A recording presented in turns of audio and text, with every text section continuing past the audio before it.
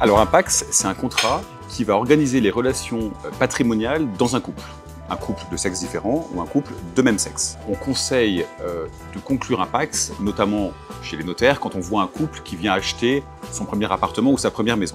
Pour faire un PACS, il y a deux modalités. Soit il est fait directement en mairie, donc là c'est simplement le fait de remplir un formulaire qui est donné par le service de la mairie, soit il est fait chez le notaire.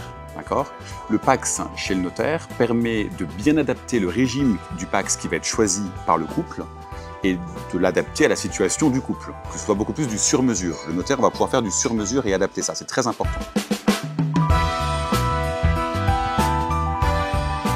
Il y a deux régimes possibles au niveau du PACS. Il y a le régime légal qui s'appelle la séparation des biens, qui est celui qu'on conseille le plus souvent chez les notaires, et il y a celui de l'indivision, qu'on compare habituellement un petit peu à un mariage en régime de communauté, sans contrat de mariage, où tout ce qui va être acquis après le PACS sera moitié-moitié. La plupart du temps, on ne conseille pas ce PACS-là, on conseille le régime de la séparation de biens, où chaque partenaire en fait conserve la propriété de ses biens qu'il avait avant d'être PACSé ou après le PACS, et ce qu'ils veulent mettre en commun, acheter ensemble, ils peuvent le faire, avec des proportions différentes ou des quantités équivalentes. Donc c'est la souplesse de ce régime de séparation de biens que les notaires apprécient.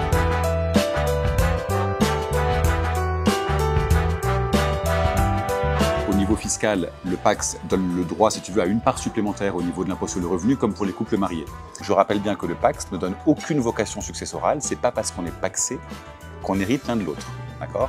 Le PACS donne droit à certains droits, pardonne-moi, le droit notamment d'occuper le logement commun pendant une année de manière gratuite après le décès, mais c'est tout. Donc si tu veux protéger ton conjoint avec un PACS, il va falloir faire également un testament. Donc si le partenaire a fait un testament en faveur de l'autre, l'autre va hériter et va hériter gratuitement grâce à l'exonération.